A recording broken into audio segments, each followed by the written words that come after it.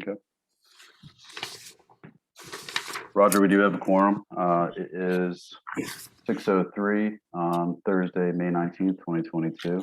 This is the LRP workshop slash meeting relative to Oakdale cut-through speeding concerns slash traffic concerns.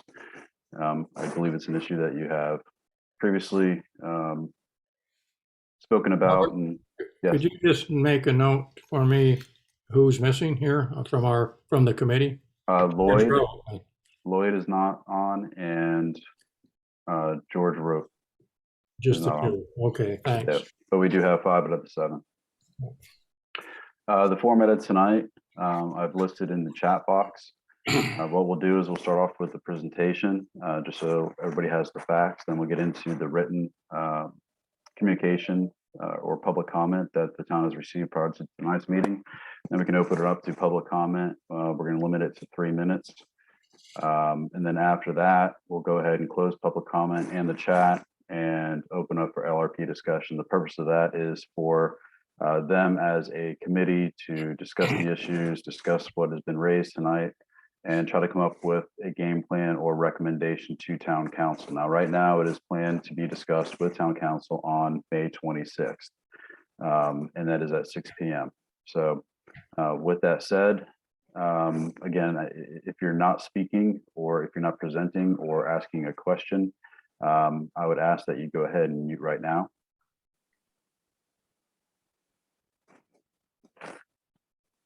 All right. I'm sorry, what was the last thing you said, Robert?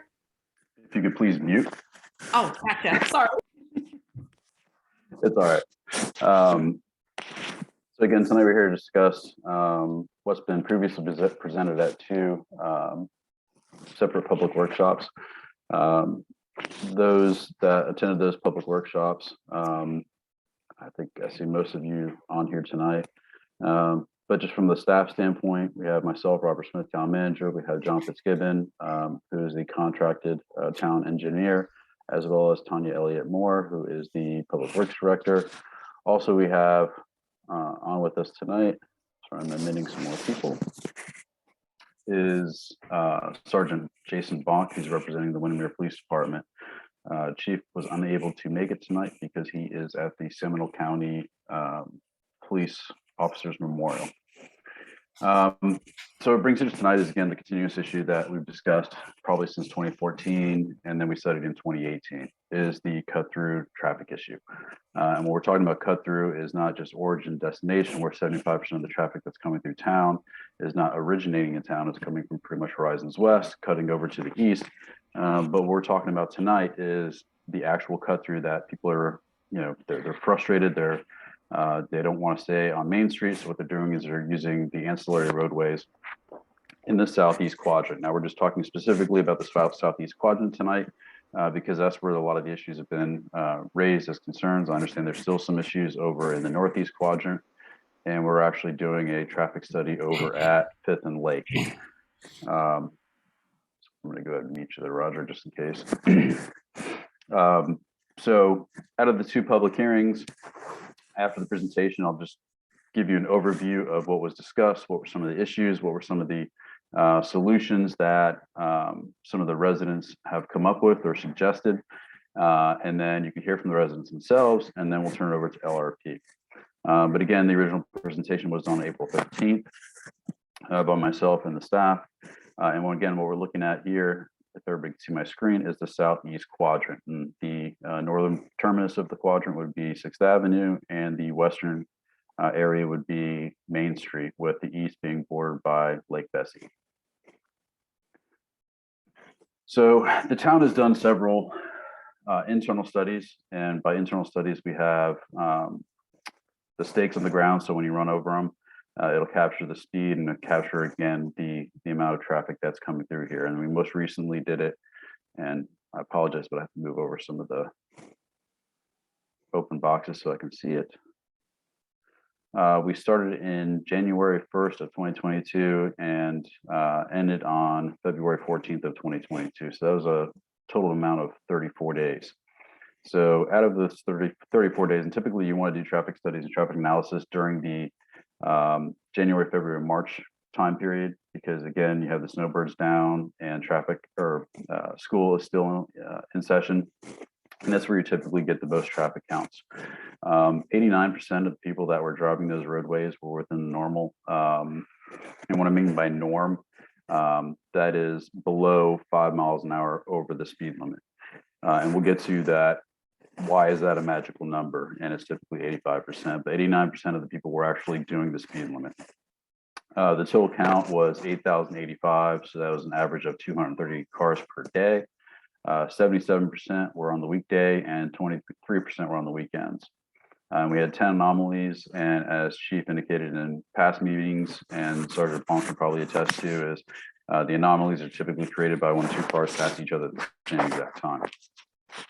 So average daily trips, or they call them ADTs. So during a typical day, here's where you see the most traffic. You can see it's pretty much starting at probably 7 a.m. all the way through until probably 5 p.m., if not 6 p.m. But the peak times, you're going to have probably about 21 cars per hour during the most heaviest time of traffic for that day. Now, ADTs by day of the week, you can see that Friday is the busiest day.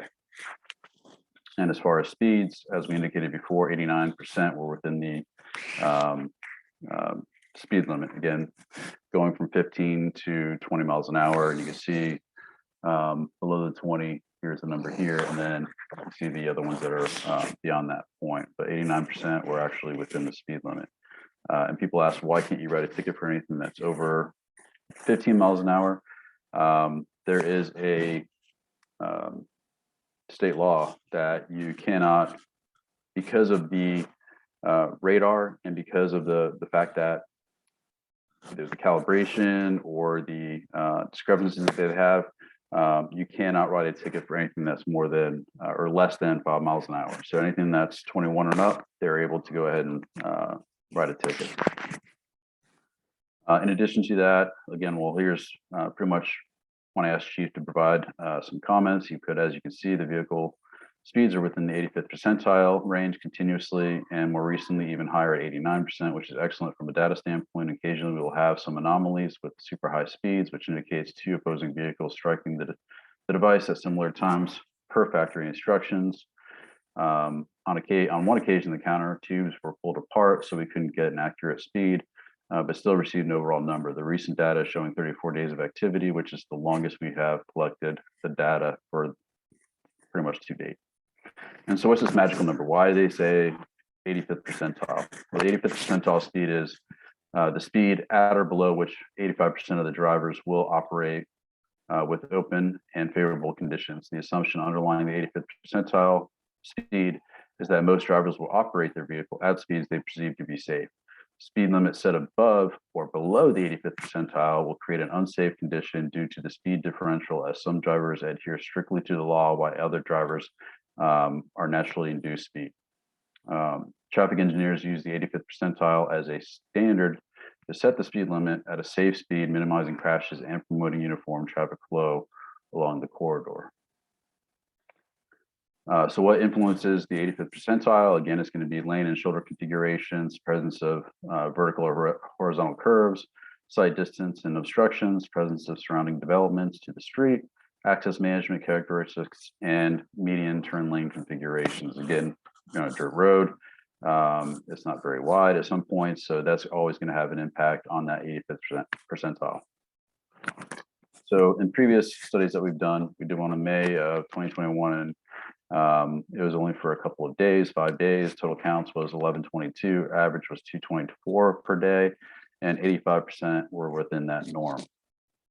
On Oakdale and 8th, again on April 9th of 2021, and for April 15th, 2021, we did it for 6 days. The total count was 946, with the average of 158 per day. The note here was the tubes were separated, so we couldn't get accurate speeds, just the number of vehicles reset for 5.4 and 5.9. Oakdale and 8th on 1025 through 1031, which is 6 days. That was 88% were within the norm. And the total count was 1420, which an average of 237 per day. April 4th, 2019 through April 8th, 2019, the total count was 884, 94% were within the norm. And then going all the way back to 10/10/17 to 10/14/17, total was 555 vehicles, 138 per day, 85% were within the norm with one anomaly.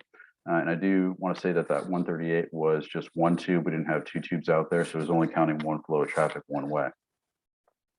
They also did a study on Oakdale on 10th, and that was May 3rd through May 9th of 2016, with a total of 367 vehicles, 85% were within the norm, up to 19 miles an hour. So this here shows you pretty much the increase and or decrease of traffic since 2019 or 2017. And again, the 137 is just one tube, not two tubes. So you can probably double that. And you can see it's pretty much stayed consistent since 2017, even with the pandemic and people working from home. So the last time the town council addressed this and LRP addressed this, the recommendation was to restrict the times of when people can access these roadways. And again, we're here to create solutions. We're not here to just vent and say, hey, listen, town's doing nothing, so on and so forth. What we're trying to do is figure out solutions to a problem that is not caused by us. So it's a matter of how much pain do we want to inflict on ourselves in order to try to correct the issue and or try to lessen the pain that you're currently experiencing. So again, changing somebody's traffic pattern changes their daily routine, and that's typically not welcomed. But from the previous two workshops that we had with the public, they seem to be in favor of being okay with disrupting their daily lives to make sure that their roads are safe and people aren't cutting through and or speeding. So they did add signage over at 7th, 8th, 9th, and 12th. And again, it limits it during those peak times, which is 7 a.m. to 9 a.m. And you do see that over on Ridgewood in the north, limiting the cut through traffic during the PM peak hour times. So again, in 2018 too, Kimley Horse Associates did a study. That's why I saw that gap between 2017 and 2019. They did a study, and pretty much what they did was they did the origin destination. It was all GPS data that was collected. But, origin destination, it showed 75% of people coming in from Horizons West going to the east, but it didn't indicate a issue internally, meaning that as far as people cutting through the roadways, as far as from a data standpoint, it just didn't show that there was a lot of cut through traffic. I can go through the numbers and whatnot. And again, a lot of the people on here are going to disagree with the data. But again, that's what we have to show if somebody is going to disagree and or if we're going to add traffic control devices in the southeast quadrant. Now, that study did indicate when we took a look at putting stop signs at every intersection that was not recommended. Again, when you put a stop sign in, sometimes people think that's going to cure the issue, but what has been shown through the MUTCD standards is that people typically increase their speeds in order to gain the time back when they hit a stop sign.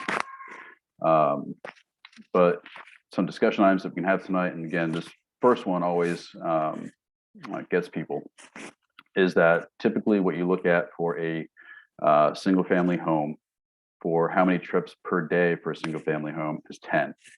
What that means is you leave to go to work, come back from work, that's 2 trips. If you have to take your kid to school and pick them up from school, that's 2 trips.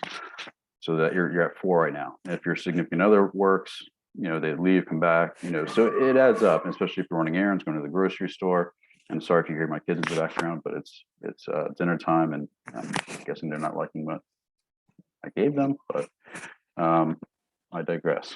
So from 12 to 6, there's about 50 homes. So that would account for about 500 trips. But even if you disagree with the 10 and just said, okay, well, let's cut that in half to 5. So that is just leaving your house 2.5 times a day. And that's the entire household. That's leaving and coming back. That still would account for 250 trips. And as you see in the data that we've provided, it's pretty much consistent with that amount. or below that, actually. And again, this is just based on the data that we have. I'm not disagreeing with anybody what you see on a day-to-day basis. So again, from discussion items, town council directed staff in 2020 to install the no cut-through signage, which we did. A lot of people asked about, okay, well, can we just put up the local traffic only? Those are non-enforceable and actually illegal, so we cannot do that. And then based on the Windermere PD traffic counts from 2017 to present, speeds are within the acceptable percentage and traffic counts have not increased significantly. Again, this is what the data is showing. It is not, we're not out there every single day seeing what you see. So again, that's why we're having these meetings, having these discussions, so you can let us know, or LRP know, hey, this is the pain that we're experiencing, and this is what we believe is the solution. And I'll try to condense those last two meetings as best I can before we get into public comment. So some of the solutions that have been discussed in the past was to relieve the pressure points. And again, the 1 cent sales tax will be on the November ballot. If we were to receive those funds, it would accelerate some of those construction projects to relieve those pressure points. And again, people have different philosophies. If you make it, meaning that they're already here, get them in, get them out. So the philosophy is we would increase the size of the 6th Avenue roundabout in order to make continuous lanes going north and south. We would put a traffic control device over at 12th and Chase, where you'd have that free flow of traffic, and also at Windermere Road and Main. And what that does is it keeps cars flowing. Right now with the stop signs, you're metering those cars. So you may seem like, if you're trying to take a right onto 6th Avenue coming off of 7th, that the cars are just coming, one after another in just this, cadence, to where they're like, somebody trying just playing a joke on me by me not being able to get out because the cars are separated as such where I can't, take a right. So the thought is relieve those pressure points, which 6th Avenue would be first, because once you open that floodgate, then you'd have to open up the other two with that 1 cent sales tax money or the town money. And that way you'd be able to keep the traffic flowing, and then you would give people less incentive to cut through the southeast quadrant or the northeast quadrant. Add traffic calming devices, add signage, no cut through, stop signs, speed limits, add speed humps. Again, we'll discuss those as well. And then 3, as we always continue to do, is work with surrounding jurisdictions. As you know, again, this is a problem that is not caused by us. It is caused by surrounding development. And I don't believe it's going to get better. All right, so that's pretty much the end of the presentation. But from the last 2 meetings I had, and this is me talking to LRP right now, we did have a lot of public comment. And during that public comment, we pretty much didn't limit it to 3 minutes. It was just a dialogue that we had with those residents that live in that southeast quadrant. And what they see is contrary to what the data is showing. They disagree with, the 10 trips or maybe the 5 trips. They believe that most of the people in that southeast quadrant are working from home. They see speeders on a daily basis. They believe that a lot of the traffic that is coming through is not necessarily people that live in that southeast quadrant. In addition, they were explaining, the frustrations with, either enforcement and or the people that are cutting through just pretty much are getting more and more aggressive, and it's getting more and more dangerous out there. The kids are unable to play in the streets. They're not able to walk their dogs because of this traffic concern that's in that southeast quadrant. So what they've recommended as a solution, not collectively, but as a majority, would be to go ahead and close off 12th and Chase. Just make it just put maybe a split rail or something on there. And then also with Oakdale and 6th. Now, again, are we going to be playing whack-a-mole? That's to be discussed by LRP. As far as a solution, are you just diverting one issue over to the next street? And from some of the public comments that you'll hear tonight, from the written public comment, that's exactly what they think. So it's up to you guys to just figure out, again, because LRP kind of merged from the traffic committee on what is or what are possible solutions to this issue. Again, we discussed stop signs at every single intersection. KHA has already stated that, you know, it wouldn't be supported from an engineering standpoint. But is that to say that we couldn't put one in? I don't know. We'd have to take a look and see if it's enforceable and get with our attorneys on that. People have also talked about, is somebody hearing paper noises or? Oh, sorry about that. I don't know what the shuffling of paper is because it might be the sand or the glitter that's in my computer that's making that sound for my kids. So I apologize for that, but I'm not shuffling papers. And then people have talked about putting in speed humps. That creates another issue as far as the dirt road maintenance and stormwater maintenance of those roadways. We had one on, I believe it was Ridgewood or Lake, that we had to actually remove because it was diverting stormwater onto somebody else's property, and we don't want to do that because that opens us up for possible litigation. But again, the consensus from the people in the Southeast Quadrant that attended the meeting, or the two meetings, were in support of doing something. They think and believe that doing nothing is not an option. There's too much cut through, and now's the time to make decisions because we're entering the summer months, and that's where traffic is going to be light, and put something in place starting in August or September. Once people are back in school, people are back in town and able to curtail some of those issues that they've had to experience. I haven't been able to enjoy a glass of tea at some people's residences and take a look at the roadways because I've been busy with budget analysis reports and all sorts of stuff. But you know, I will take you up on that when I find some time, especially with the 2 and 6-year-old. But again, what we're trying to do here tonight is trying to find solutions. So with that said, I'll go ahead and turn it over to Tanya, and what she's going to do is she's going to read over some of the comments that were presented to us after those last 2 public workshops. Now, the first 2 public workshops are on the YouTube channel and can be accessed by anybody, LRP, the residents that are on tonight, and town council. We do have several town council members on right now as well. But she's going to read those off, and then we'll open up for public comment, again, limiting it to 3 minutes because we don't want to be here till midnight. And I know that LRP has, you know, they're volunteers, they're most of them are engineers, have a lot of experience in this field, and would like to discuss it amongst themselves to figure out what kind of solutions or options are out there to hopefully resolve this issue. And we also have, again, we have Public Works Director on, we have Windermere PD on, in case there's any questions as far as the traffic enforcement, or if we are to have a recommendation, what types of issues or lead time there would be in implementing whatever the recommendation is. So at this time, again, I would ask everybody remain muted, and we'll open it up for the email comments that we received, and then we'll open it up for anybody that would like to make a public comment for LRP to discuss. Good evening. As the town manager mentioned, I'm going to read these into the public record for you all. This is from Mr. George Gibson. Please do not consider putting more traffic on Magnolia Street. I've lived here for 37 years and I'm 78 years old. Everything has changed so much over the years. You can't even go out on 6th Avenue without a long wait.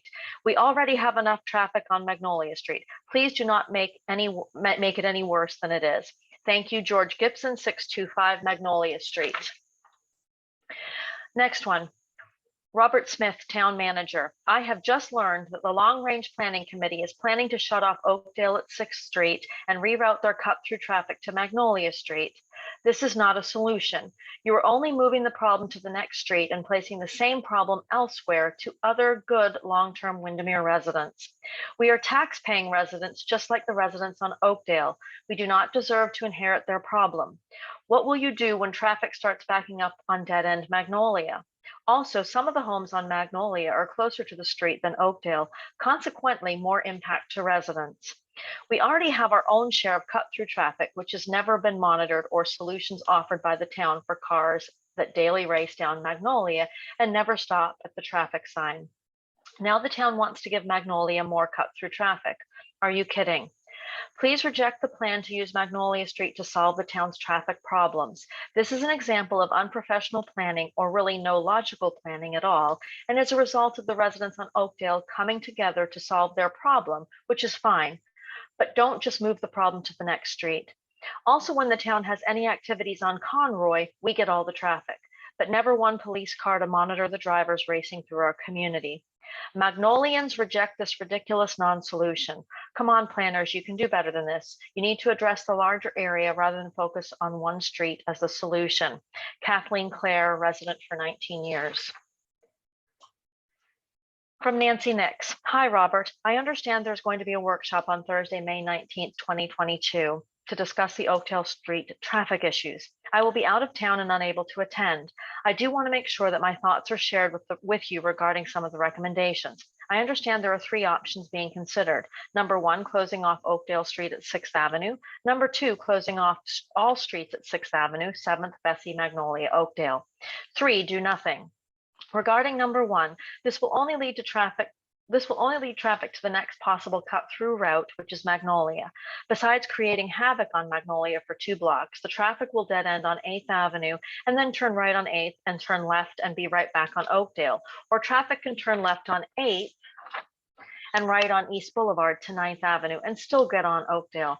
Besides the obvious safety factor, neighbors walking their children in strollers and the many dog walkers, our dirt roads are not capable of such high volume traffic, as you know. Regarding number 2, while extreme, this seems to be the better choice, if only for 6 months or so, to establish the correct route for Windermere cut-through traffic. Then the plan can be reviewed for adjustment. We all will just have to get used to exiting on Main Street to get out of our neighborhood. Or perhaps one street should be left available. My guess would be 7th Avenue, as there are businesses on 7th and Main that might not want access to be blocked from 6th. Not that I wish a traffic stream to affect my neighbors on 7th Avenue, but I'm hoping that with just one street to keep under observation, cameras, or police, it would be easier to apprehend speeders.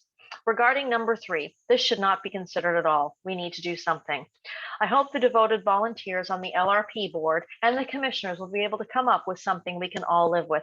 Thank you for your time on this. Nancy Nix, 303 and a half East 8th Avenue. For Mr. Scott Trian, dear Roger, I purchased my home over 12 years ago in the beautiful neighborhood and quiet dirt road. I recently learned that the traffic pattern is going to be rerouted from Oakdale Street and 6th Avenue to Magnolia Street and 6th Avenue. The town is unfairly penalizing the residents on Magnolia Street to accommodate a town problem. This change will most likely affect the property values and will increase the traffic in a very quiet neighborhood. Furthermore, Magnolia Street and 6th Avenue is only wide enough for one vehicle at a time, which will cause backups. There is a problem now with motor vehicles running the stop sign at 7th Street and Magnolia Street. This change will further exacerbate the problem and will endanger the residents. There are other solutions the town needs to investigate before making this decision. A couple of ideas could be: enforce the no cut-through signs during the traffic hours by giving citations and making the signs more obvious, i.e. lighted or flashing. Implement a no left turn at 7th Street and 8th Street onto Main Street during traffic hours. Signage will be needed and enforced. Increase the size of the traffic circle. It was poorly planned in the first place. Put a 4-way stop at 7th and Oakdale and enforce the stop sign. In closing, I don't believe you live on Magnolia Street. How would you feel if the town disrupted your lifestyle? Thank you for your consideration, Scott Trian. And finally, for Mr. Ron Severini, thank you for the opportunity to respond to this discussion on the ongoing issues regarding traffic and speeding along Oakdale Street in Windermere. Unfortunately, I will be out of town during your meeting, so I'm sending this letter. As background, I've lived in Windermere for 46 years. I love Windermere. I started living in Windermere even before Isleworth was a blueprint, when the Chase family owned it, and when there was a train track running down Main Street. To date, I've lived on route number 535, 7th Avenue, Pine Street, and now for the past 7 years on Oakdale Street. There are laws regarding speeding. There are laws regarding stopping at a stop sign. I am a personal witness to say that these laws are being broken daily. The stop signs don't stop them, and the speed limit signs don't slow them down. We have law enforcement to enforce those laws. However, I only on occasion see law enforcement monitoring Oakdale Street. I rarely see any vehicles being pulled over on Oakdale Street. I think I have only witnessed a few drivers being given a ticket on Oakdale Street in the past 7 years within my view. I don't think I've ever seen a vehicle be stopped and ticketed at the corner of Oakdale Street and 7th Avenue. I am retired. I sit and view out my many glass windows. My view is clear to the corner of Oakdale Street at 7th Avenue. There are 4 stop signs at that corner. I rarely see anyone abiding by the stop signs. This includes passenger cars, lawn care vehicles, FedEx trucks, Amazon trucks, UPS trucks, many pickup trucks, and even the USPS on weekends. I would say that 30 to 50% of the vehicles run the stop signs at Oakdale and 7th. Some vehicles slow down, some do not stop, but only when they get to the middle of the intersection. Some do stop, but only when they get to the middle of the intersection. Many just run the stop sign, and the corner is only 1 block from the police station. The bulk of infringing vehicles happens between 7 a.m. and 9:30 a.m., with vehicles heading north, and then 4:30 p.m. to 7:30 p.m., with vehicles heading south on Oakdale Street. It seems like there's been discussions, tests, meetings, monitoring, etc., about the traffic on Oakdale Street, but in the last 7 years, the challenges still persist. Is this another we'll have a meeting, or is someone in your group really capable of resolving these issues? 3 of the houses on the corner of Oakdale Street and 7th Avenue have little children. I hope that none of us ever in the future need to say, "I told you so," after some child gets hit by one of these speeding vehicles. Please finally resolve these issues as if your children live on Oakdale Street. Also, due to the dirt street, when the ground is dry, the speeding vehicles cause the dirt and dust to fly up and land on our windows, in our window screens, on our houses, on our vehicles, and on our AC systems, etc. I lived in Windermere area on Route 535, which was mostly orange groves and cow pastures. For whatever reason, zoning approved the unbelievable number of houses, apartments, and properties that would become subdivided along 535. I assumed that they knew that the traffic in Windermere would eventually overflow. Now the problem is on Main Street. Something needs to be done about Main Street. Please don't continue to ruin Oakdale Street because Main Street has challenges. Fix Main Street. Maybe if there's any zoning to be handled out on 535, please address it so that there's as few vehicles out there looking to travel through Windermere to get to their destination. Again, please fix Main Street. Don't ruin Oakdale Street. In my opinion, the real solution is to redesign some of the east-west side streets that come off of Main Street, 7th Avenue, 8th Avenue, 9th Avenue, 10th Avenue, 11th Avenue, and 12th Avenue, and some of them into dead ends. Thus, hopefully, less vehicles will turn off Main Street when the traffic is so backed up on Main Street. When vehicles are using Oakdale Street as a cut-through street in an attempt to bypass Main Street in rush hour traffic. Thank you again for the opportunity to allow me to share my thoughts and insights. Ron Cervini. That's it, sir. Thank you, Tanya, and that was Severini. I know that because I've had several interactions with him. All right, at this time, if you would either raise your hand icon and or type your name in the chat box, we can go ahead and start with the public comment. And again, it's going to be limited to 3 minutes at a time. The first one I have, and Tanya's going to be our timekeeper. So please, if we need to cut you off, don't take it personal. It's just we're trying to give everybody enough time, and we're trying to give and be respectful of LRP's time as well. First one up, we have Brittany Greer. So I would ask everybody else to mute. And Brittany, you are on the clock once you get started.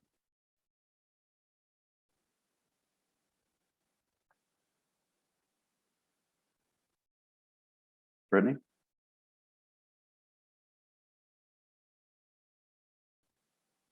Uh-oh. I think we lost Brittany.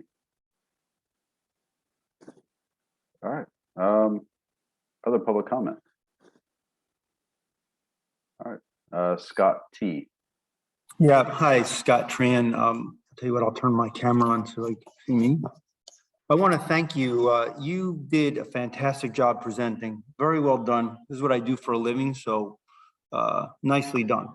The whole meeting is run really well, and I appreciate all you guys giving your time for our community. It's excellent. My first meeting I've been to, you make me feel really bad. I've been living in Windermere for 30 years all over the place, and I need to do public service, so thank you guys for doing it.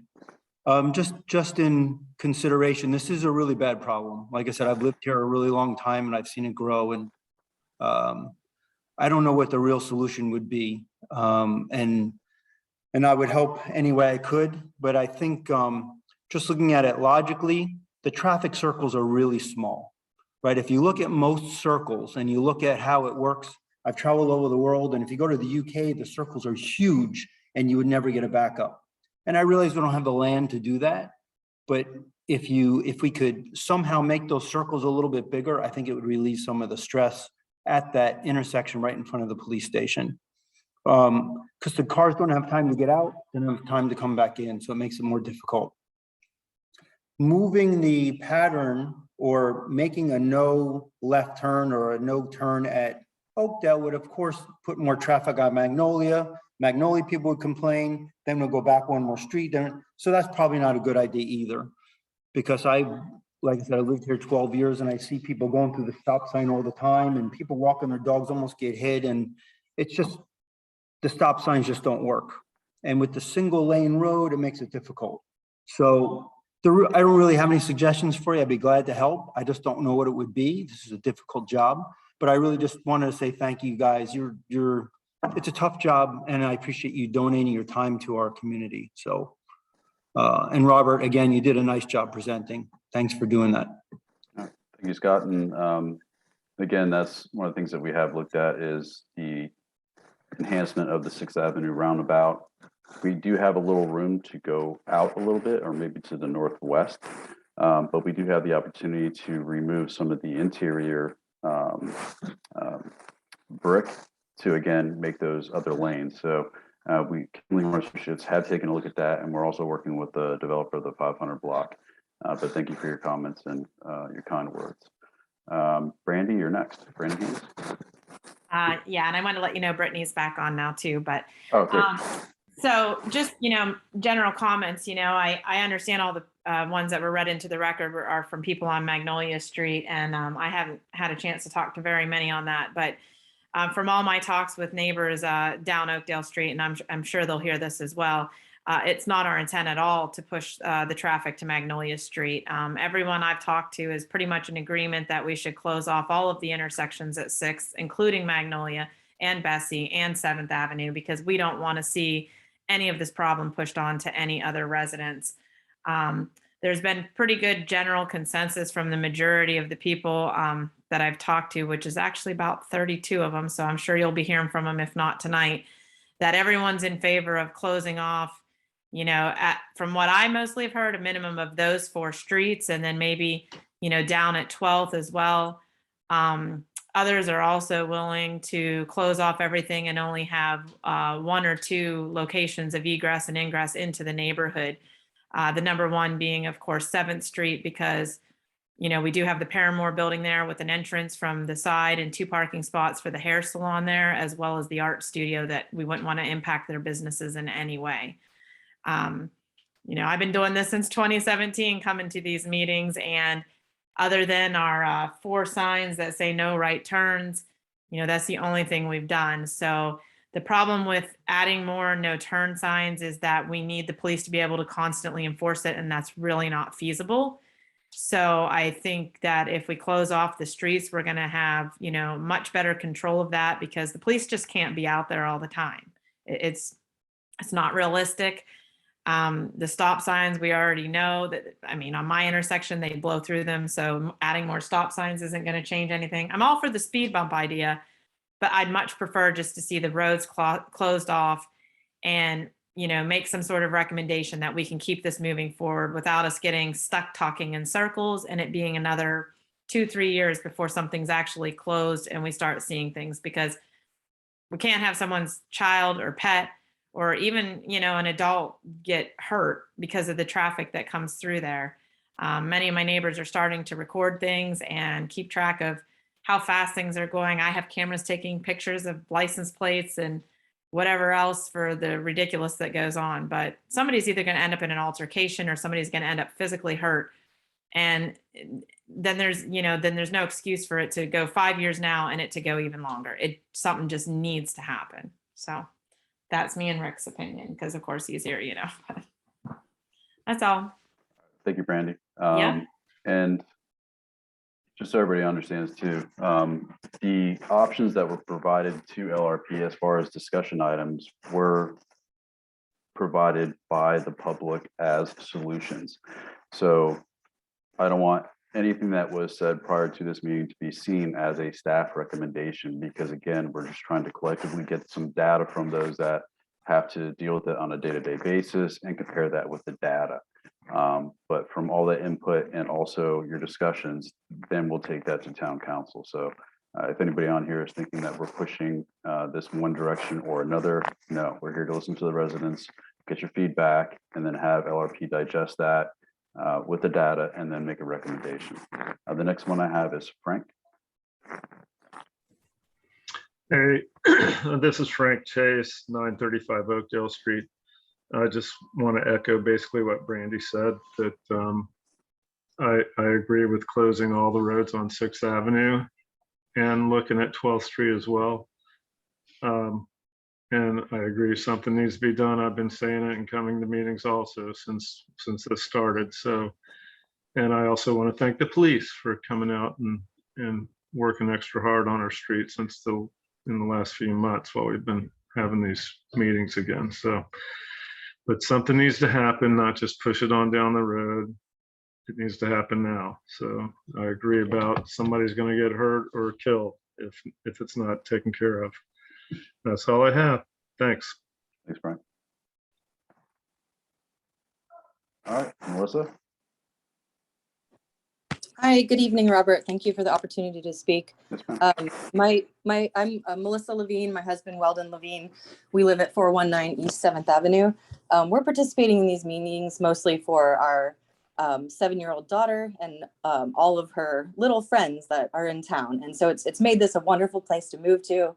And so my comments on this meeting is that for the commenter who suggested to leave 7th open, we adamantly disagree with that. We are the first cut through point when headed west through town, and the last exit when exiting town towards the Four Corners or Popkin Vineland and Town of Windermere. It's not, regardless of speeding or not, it's difficult because I feel like the cut through drivers, they're agitated, they're ready to get back on the roads out of town. They're angry at the residents for existing. So they're definitely not being observant for children. I mean, even adults checking their mailbox, I almost had to jump out of the road. So that's difficult in terms of safety. So we're located on that first curve when entering 7th from 6th, and the drivers just floor it around that corner, and it's more so to get through the loose sand there. And so my family, we are in favor of the proposed phased approach to attempt closures. And if it's the initial at Oakdale and 6th and 12th in Maine to see how that affects traffic, we're certainly in favor. That given with the provision that it's proactively approved to the closure of all the entrance points off of 6th, including Oakdale, Magnolia, Bessie, and 7th. So that it doesn't have to go back through the process. So in closing, just please consider that these resident proposals, we're just trying to protect our small children and our quality of life. Thank you. I was remiss to say that, again, one of the options that was on there as far as just the closure of 6th and the closure on 12th and Chase was to have if some sort of threshold that should traffic increase on Magnolia and other streets to the east, then we would have the authority to go ahead and close those down. So we wouldn't have to do public workshops and so on and so forth. If they hit that threshold, then we'd be able to do that. Sorry, Robert, could I make one clarification point? Because I know that was in reference to what I said, and I don't want it to be misconstrued, if that's okay. It's okay to this one point. Okay. Because I understand. we I know. don't allocate time and stuff like that. I know. I just wanted to say, Ms. Levine, that I did not mean all of 7th Street. I'm the one who said that. What I meant was that if every street, all of them on 6th Avenue was blocked off, Bessie, Magnolia, 7th, and Oakdale. And then if we blocked off all of the streets on Main Street and only had one entrance and exit for the entire quadrant neighborhood, like as if we were a subdivision that was gated and you only had one access and entrance for the entire neighborhood, that it would be at 7th by where the businesses were. I did not mean like that 7th would be open all the way over and then curving up by your homes. That's not what I meant. That would be if all the other streets were closed the whole way, except for one for our entire neighborhood. So just to clarify. And Yeah, certainly. That we're just brainstorming here and trying to come up with the best solution for everybody. I appreciate that. Thank you. all right. Yep. And a thing to consider too is that if you block off, and this will be a discussion on it for LRP, if you just block off all the roadways here on 6th, where are you diverting the interior traffic, those 5 trips to 10 trips a day to? Because they'll see an increase in traffic on those roadways. That'll be the entrance and exit points. And again, that's for LRP to discuss. Joe Tenzar. Tenzar, but Tenzar. Tenzar, sorry. That's all right, no worries. All right, so I just wanted to make sure that I was on record to say that well, certainly I'm not on Oakdale, but would be affected by any sort of reciprocal traffic based on road closures and things. So I'm in favor of closing all of the roads on 6th Avenue. And what you just said, I forget, God, I had a point on what you just said and I forgot it, but just wanted to make sure that I was on record and saying that I was in favor of closing that. And that would be certainly inconvenient for me going outside of the neighborhood or, you know, taking different routes to get to Main Street. But I think the expectation is that the traffic would be lower from internal residents taking those additional pathways versus cut through traffic. Thank you, Joe. And all right. Brittany. Hey, sorry, my internet is spotty here. It must be Spectrum. It must be, or my kids using my hot.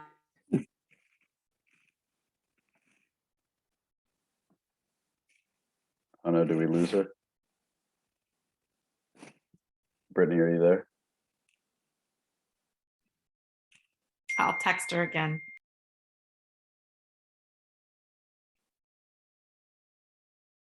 What we can do is Brittany can send me a direct message in chat and I'll allow that and I can provide it to LRP if she's able to go ahead and type that out. But in order to keep this thing going, is there anybody else that has that would like to make public comment before I turn it over to LRP?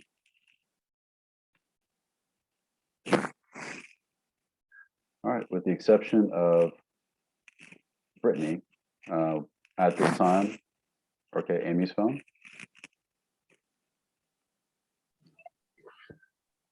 Hi, Robert. It's Amy Dietrich. Thank you so much for allowing us to speak tonight. I just wanted to also go on record and say that I am in favor of closing off the routes on 6th Avenue. And, you know, if we want to start with a few points, like how we discussed earlier, starting with Oakdale or starting with Magnolia or wherever the starting points are, see how that affects it, and then move on from there after we can look at the data. But as everybody's mentioned, we know that this is an issue. We're grateful that we have a forum to discuss it, and we look forward to coming up with solutions together that allows us all to have a safe place, you know, to raise our families.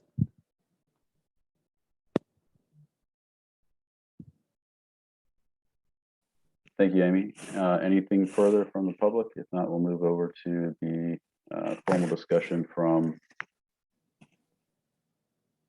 long-range planning. All right, at this time, I'm going to disable the chat. The reason for that, again, is as a way to circumvent the public comment. But if Brandy, you want to give Brittany my phone number and she can text me her response, I'll be more than happy to read it for the record. Okay, I'll let her know. So I'll go ahead and disable chat. All right, and I would ask that if you are a long-range planning member that you remain on mute. Again, this is the time for them as volunteers to meet and discuss issues such as these and to ask staff any questions they may have. Again, we understand this is not something that is self-inflicted, but it is something that we're dealing with, and we're going to have to probably come up with a recommendation that's going to create some changes in your lifestyle, whether it be traffic patterns, so on and so forth. So with that said, I'll turn it over to Roger to take over the meeting.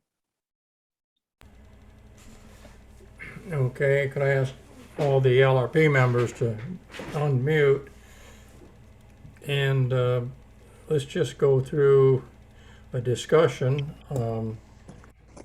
So you just signal if you want to speak, so we just have one speaking at a time. Okay, Frank, I see. I'm encouraged that the inputs were so in agreement. What I would wonder is, do we have a model, a math model that would show what in the world would happen if we do that? If we close all those, it's closing them in and out, right? We're closing the streets for onto 6th and, and from 6th. Is that right?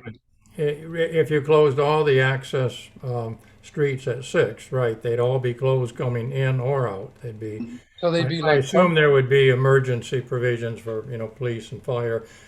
I don't know about waste collection and all the service vehicles, how that would work. Maybe certain ones that are public service would have some way of access. That would have to be worked out and discussed. But basically for residents, they can't be treated different. So residents and outsiders would not be able to get out on any of the streets at 6. That's the one proposal, closing them all. There was the other, of course, leave 7th open as one escape, but then that was objected to by others. Frank, Is there a model? Is there a math model of the traffic? There's not a model at this time. There's a model from Destination Origin and the 2018 study that was completed. That'll show you the traffic patterns and the amount of traffic that we're on, certain streets as far as percentage of cut through, so on and so forth. But I wouldn't worry about police, fire, or solid waste, or getting your mail. We're able to work out those logistics. Yeah. If there's a fire at your home, we'll be able to get a fire truck there. If there's an emergency, we'll be able to get somebody there to your home. So as far as a fire, EMS, and just a solid waste standpoint, we were able to work out those logistics. Yeah. But as far as any modeling that has been recommended to be done, we haven't taken a look at that yet, because again, we're just going from the public comment and public input phase to narrowing it down to what you want staff to take a look at. Mm-hmm. And what would the closure look like? A barricade? No, at first we were thinking about just doing a split rail fence, kind of similar to what you see in and around town. So if there were an emergency, and another thing to consider too is whenever there's an accident on 6th Avenue, we would have to reroute traffic. Or if an issue happens on 6th Avenue, we would have to try to work on rerouting that traffic. Now it would be on a temporary basis. So the split rail fence is easy to be removed. And then once we get a feel for how it's going, then we could put in something more permanent, in addition to actually possibly adding a sidewalk to the south of 6th Avenue. Okay, I'll just say again, delighted that, the residents commenting were so of one mind, and obviously they would be accepting if we picked that solution. Yeah. I'd like, Frank, I'd point out one thing on that. We're assuming that most all residents are aware of the discussion going on. When I talked to one person, I only know one person on Magnolia, I found, and I think that's why suddenly there were several letters, because that person contacted others. They really weren't aware of what might be a proposal of closing Oakdale, and then of course they were concerned with the diversion to Magnolia. But there's a lot of residents in that quadrant that would all be inconvenienced, of course, to find another route for ourselves. So although quite a few people spoke, I've kind of grown up with public hearings on development projects, and suddenly you find that, well, yeah, they spoke, but they represented a few percent of the residents there, so. Okay, We'd have to, I think, get maybe good public information out before even a final decision's made. I don't know. Yeah, Roger, we've put out door hangers for the first two meetings. That included 500 feet within Oakdale. As far as the entire quadrant, again, we try to do as much as we can as far as advertising.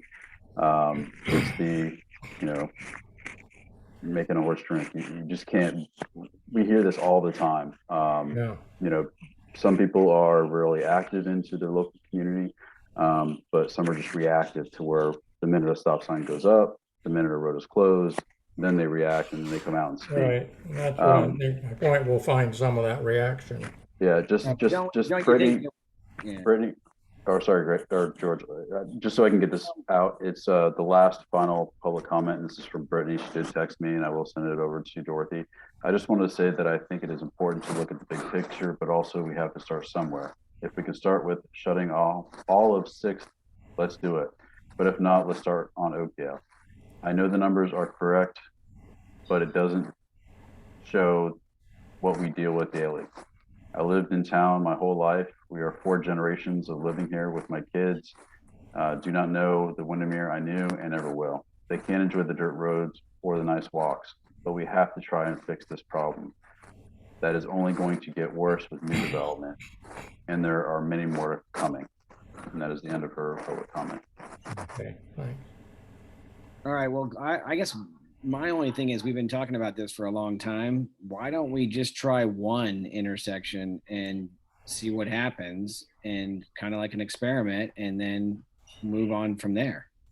Why do we have to do everything at one time? Why can't we just pick one of the most critical ones and just try blocking it off with this fence, and then see what happens and see what kind of results come from it? I mean, we're not going to know until we do it.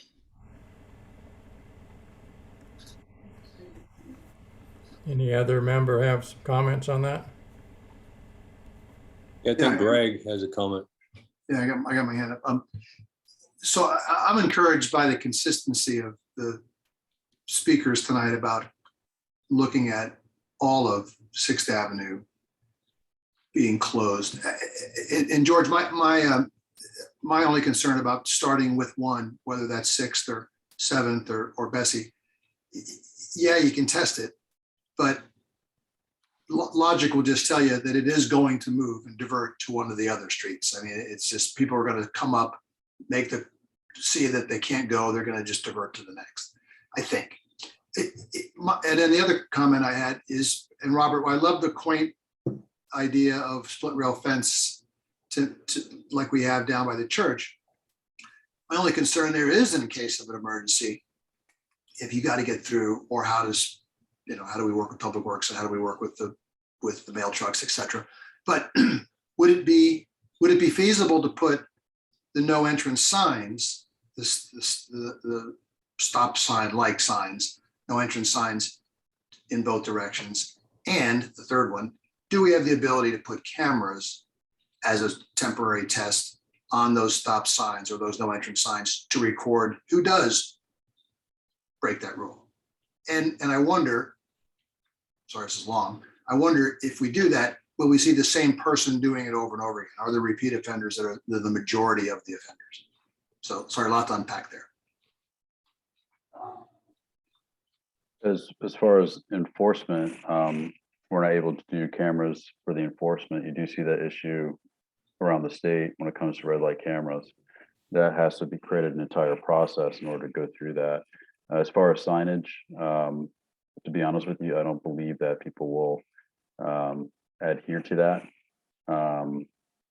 unless it's enforced continuously by law enforcement. And right now, how many resources do we want to dedicate to these certain areas for a certain amount of times? Because if they're there, then we're reducing coverage in another area. So. Okay.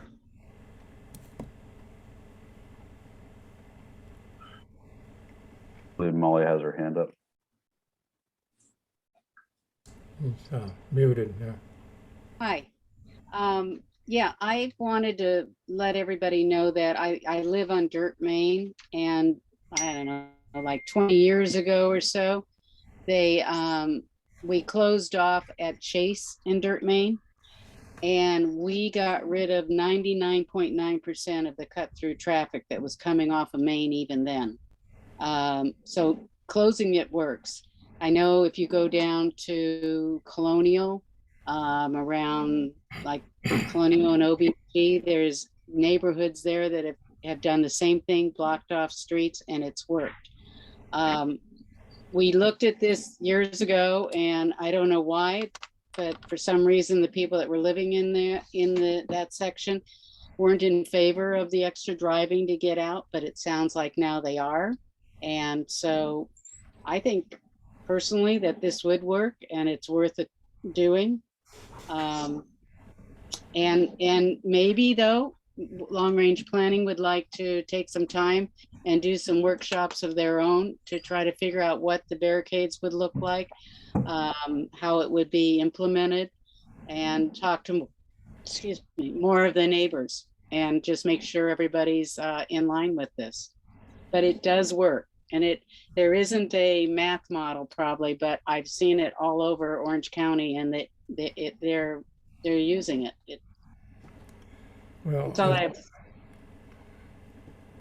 I think, Molly, my comment on that, it certainly works on Dirt Main, but there weren't any alternatives. Like closing Oakdale, then there's an alternative shifting over to Magnolia.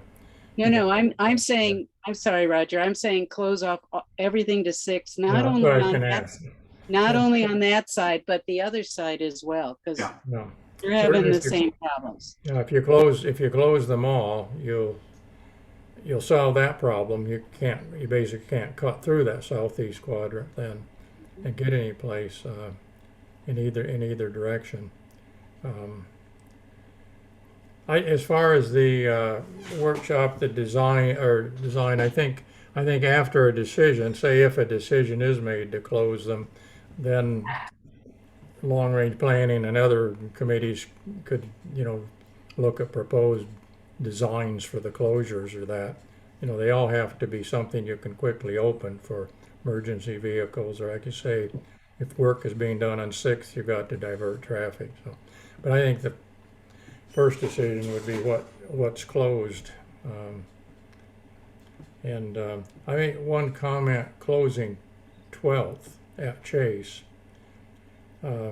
probably doesn't affect as much. I don't know what that would accomplish, but that's the obvious place where if people know they're going to cut through, and sometimes it does back up, so you can tell as soon as you're at that corner that Main Street is kind of crowded. To close that, then the traffic could just go up to 11th and across, or you could go down around that loop, go make a right turn off Chase, and that's a rather narrow restricted road, but you can go around the block. Probably not many people want to do that. It's not that great a route, but it probably, my thought is that closing that at 12th would probably reduce some of the cut through traffic, but probably if they could still make a right turn or get out at 11th, then it's less of a solution to anything. And of course, that's not even needed if you close all the access points on 6th. You don't need to close anything coming into 12th. People will gradually learn they can't go anywhere. Any other comments by the committee? Yeah, I've been strategically waiting to the end. We've been working on this, and since Roger, you and I were on the traffic committee, 20 years ago. Yeah. When you look at the data, from an engineering perspective is pretty real, but there's also perception. And so what I'm encouraged about, I think a couple of the other committee members, it's the first time ever that I've really heard an entire community want to get together to make solutions and make sacrifices. And so at this point in time, if, we're all willing to, get our neighborhood back and make the sacrifices that are needed to be able to solve the problem. At the end of the day, I don't think it's fair that, we try and rely on the police department to enforce this. I don't think it's fair that we rely on physical structures like speed bumps and stop signs. Stop signs are not a solution. They're not necessarily what they're intended for, and we'll never get a warrant study to be able to allow that to happen. And so if we have residents that are willing to potentially make a sacrifice for a longer distance travel, then I think it's something that the long range planning should consider. I'm not necessarily sure that tonight we should make the decision specifically on what that means. I think that it would be wise for us to have a conversation on good sound engineering. You've heard from Robert tonight that, you know, I don't think we're going to have to worry about level of service from garbage and police and fire and everything else. But to be able to determine what are those closure mechanisms and what are those things that we would ultimately want to do in the design. I know from an engineering perspective within the town, there's sometimes that we actually have to use the roads for maintenance of traffic as we're doing repairs on Main Street. We may end up having to use those roads specifically for hurricanes with trees down. And so we do have to provide some level of flexibility for the reopening of those roads temporarily. But I'm encouraged tonight to hear that a predominantly number of residents really want to do something that's gets their neighborhood back. So I'm a bit in a quandary tonight because I'm both an engineer consultant for the town, while at the same time a member of long range planning, while at the same time a resident long-term on Oakdale Street. So I just want to make sure that whatever we do tonight is for the majority of the people within the Southeast quadrant and that we have support from them. Roger, if I can just clarify too, you know, the reason I stated a split rail fence was because it was a cheap option that would not only create a barricade area, but also an option that we can take away if it were to be something that the majority of the Southeast say we try it out and, you know, the people don't like it. I didn't want to be so financially invested in something that there's no going back. So that's why the split rail fence was the option that we put out there. And again, if it does work, then we'll figure out more temporary, more permanent solution. Correct. I would like to ask Jason Blanc a issue. Looking at the data, the data doesn't really justify the closings. Basically, it's, you know, as far as the counts, the number of cars were in, you know, way over the 80% point of obedience to the speed. One possible solution is just a lot heavier enforcement. Even, you know, when people see police cars out there, they slow down. Particularly if they find out later there's another one a few blocks away, so they didn't just see one. But I don't know, Jason, what's your thought on the enforcement level? I mean, I know the town can't put all of our police out there, but obviously it seems like if people weren't speeding, that seems to be the biggest issue I'm hearing, more than just the number of cars. But do you have any thoughts on that?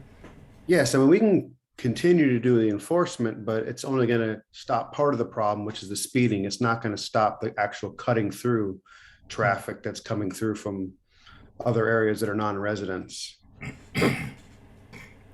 I think, Roger, you know, you and I've talked, and we've done this for a number of years, you know, looking at various solutions. I think it's important that we not burden the police officers with, you know, solutions. I think our job is to try and figure out how we as long range planning plan for the future to be able to provide solutions to the residents that don't rely on the police officers, enforcement, town, everything else. So I think for us, I think that's where our solution is going to be best served.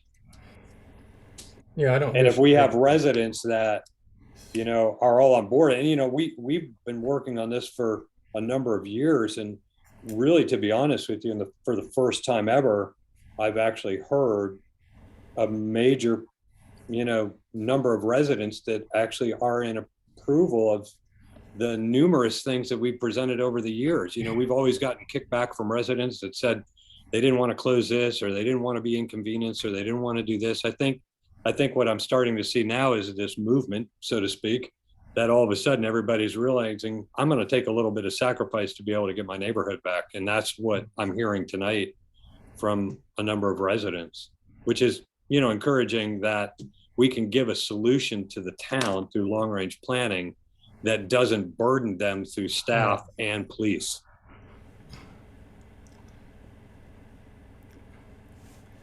Yeah. Did you stop, John, or did I lose your audio? No, can you not hear me? Yeah, well, when you said didn't want to burden the residents, that was the last one. Yeah. Well, I said not coming up with a solution that didn't burden the police department nor staff, not the residents. The residents are going to have to make a sacrifice regardless of whatever solution we make.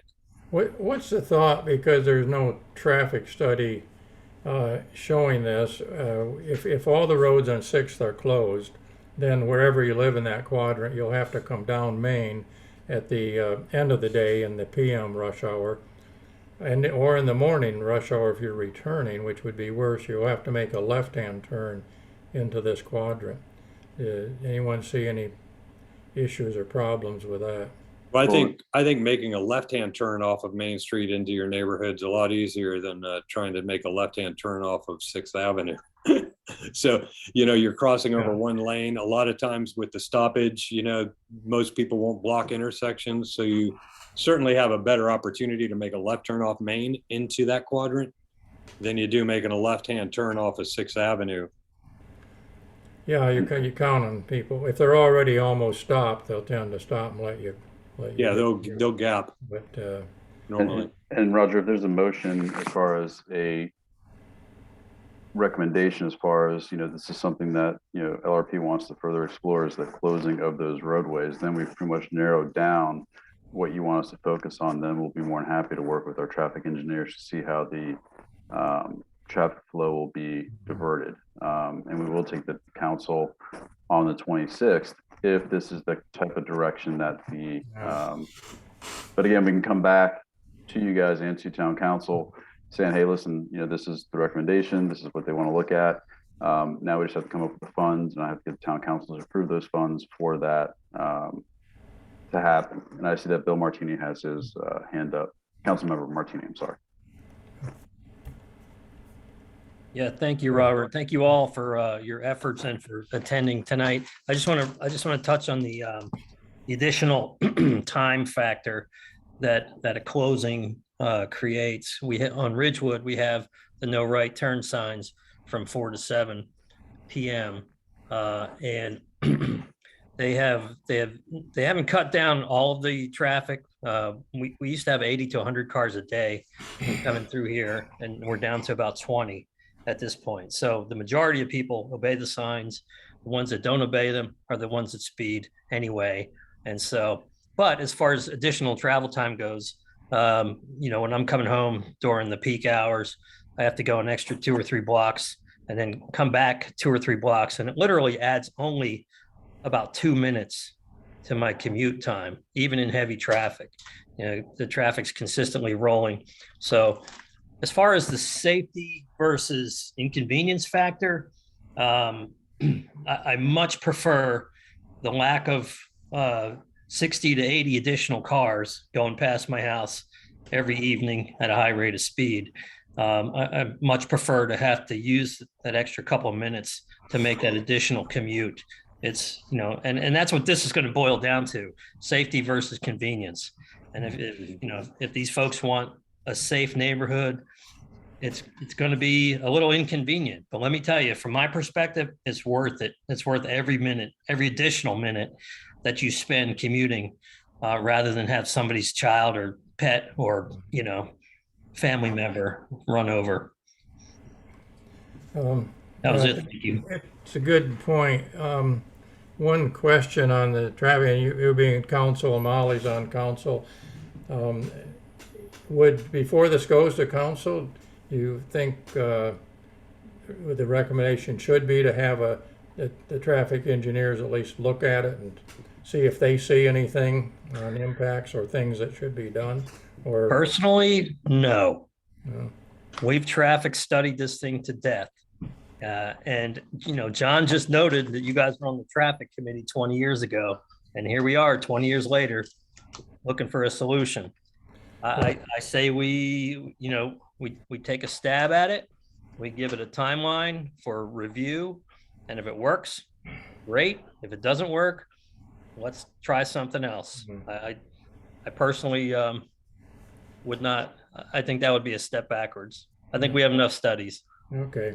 We do have counters from the PD and PW in order for us to continuously do the counts and also speeds. So incrementally, we can put those throughout the southeast quadrant as far as access points from Main Street to get those counts. Okay. Just an aside on traffic committee, which I guess I chaired 20-some years ago, there were a lot of signs up. One of our big accomplishments was getting reduced a lot of no parking and stop signs and all these signs that didn't do any good. And it's kind of funny, over the last decade, they've kind of creeped back up. I see more and more signs, because people think, well, put a stop sign here or put no parking here. So it's just kind of an odd observation. Okay, is anyone, unless there's some more comment before a motion, we could take a motion. Yes, Frank? I think Frank and Molly. Yeah, no, I'm really encouraged, like others said, by the, the kind of a combined response, from a number of residents. To me, the most important thing is reduce the amount of cut through.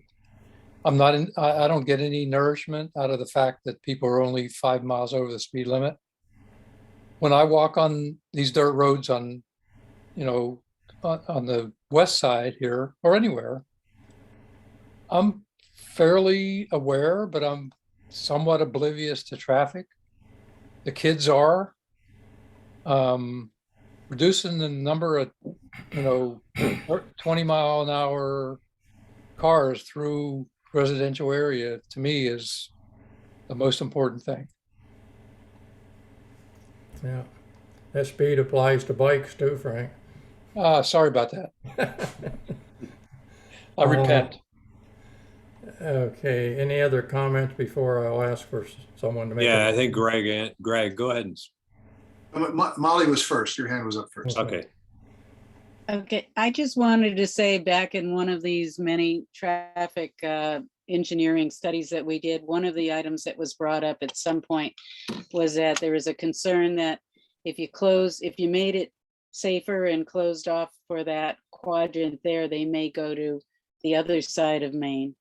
And being one that lives on the other side of Wayne, I'm willing to take that chance to see if this works. And I still think we should do both sides of 6 at the same time coming down. So, when you say both sides of 6, what do you mean? Going north and going south, both ways. Right. Yeah, Shut down all those roads at the same time, and also I must say on Main Street, which I have to come out on, people are very good because they're going bumper to bumper anyways, and they'll let you in. They just do. All right. Okay. Yeah, Greg Anderson. Right. So, yeah, and I also like the idea of closing the access on the north side as well. I don't know whether that's a separate discussion under a separate motion, but the question I had was, when we do this, will we be required to provide any other signage on Main Street to tell people along 7th, 8th, 9th, and 10th, et cetera, that there's no exit? There's no way out. So people don't just go in there like a pong game and start bouncing around looking for a way out. Yeah, what we would do is we typically give 30 days notice of any either traffic diversion, a new stop sign, a new speed limit or anything like that. Give a 30-day window as far as notice. And then after that, we would go ahead and implement it. Got it. But yeah, you would need to add additional signage so people know that there is dead end, no cut through, whatever we could do. no exit to Sixth or Avenue or something. Yeah, we'd make it specific so they know that they're not going to be able to get back onto Sixth. And then as far as your discussions, I'm fine if you want to make a recommendation as far as the northeast quadrant, but I will have to engage them as I have with the southeast quadrant on whether or not they would be acceptable to closing all of Sixth off.